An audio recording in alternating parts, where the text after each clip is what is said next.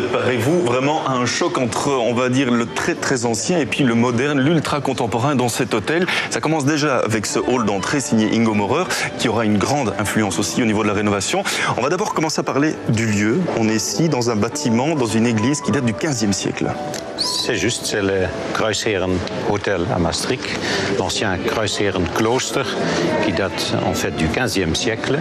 Alors, ce bâtiment était vide et vous vous dites, il y a moyen d'en faire un hôtel?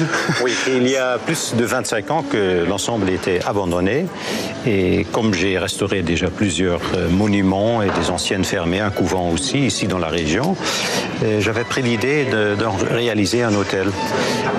Comme j'avais senti de mes clients qu'ils voudraient quand même être au centre-ville de la vieille ville de Maastricht. Alors ce lieu était bien sûr magnifique, mais très abandonné, presque une ruine.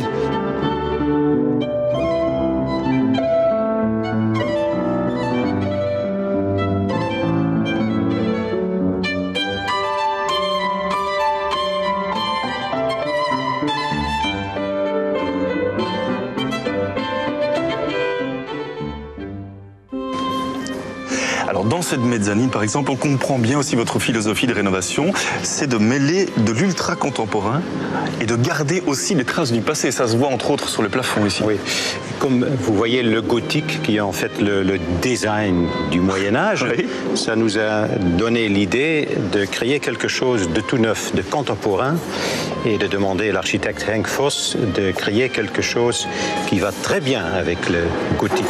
En fait, le design et l'architecture et l'art moderne. Et les deux renforcent l'autre. Le gothique est mieux regardé, est mieux apprécié en combinaison avec l'architecture et les détails modernes.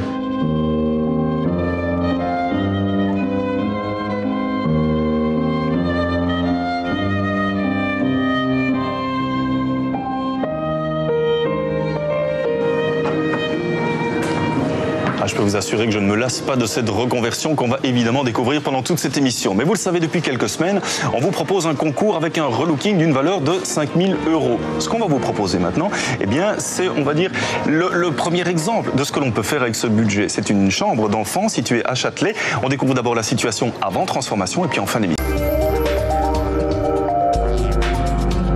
Alors Camille, on a quitté la partie église, on est ici dans le cloître du 15e et c'est tout autour de cette cour centrale que vous avez, je veux dire, disséminé les chambres. Oui, nous avons en totalité 60 chambres et chaque chambre est différemment décorée par les grands designers comme Le Corbusier, avec des meubles de Piet Hein Eek, de Philippe Starck, de Newson. On va arrêter d'en parler, on va plutôt aller les voir, ces chambres. La première, elle est juste là. Voilà, on y va.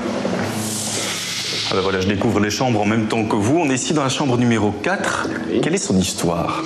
Après la Révolution française, l'ensemble a été transformé en laboratoire de l'agriculture. Et en fait, c'était la salle du laboratoire avec les poutres et les plafonds. Dans chaque chambre, on retrouve vraiment une ambiance totalement différente, un univers différent par le mobilier, mais aussi par les poèmes qu'on peut lire. Oui, chaque chambre a son propre poème avec le thème La Maison, traduit en 4 langues et écrit par des poètes néerlandophones.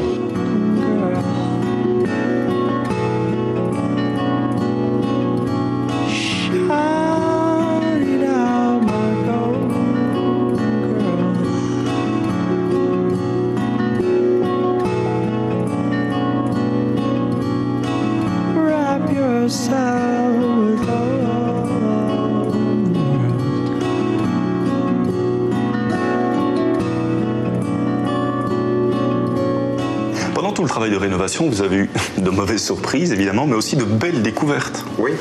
Par exemple, ici, des traces chimiques, des symboles chimiques qui datent de la Révolution française, quand cet endroit ici était une école pour les officiers français, pour les enseigner de faire du dynamite et des balles pour les fusils. Alors du coup, quand vous trouvez ce symbole, vous faites appel à un professeur de la Sorbonne qui vous dit attention, il faut absolument garder ça, c'est unique au monde. C'est unique au monde et vous voyez, on l'a couvert avec un verre.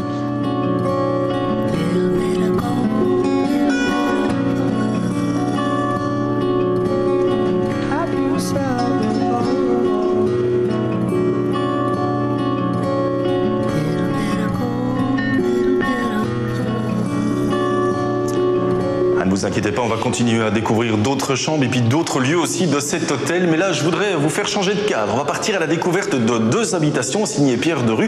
2 habitations qui ont ceci de particulier que ce sont des maisons écologiques.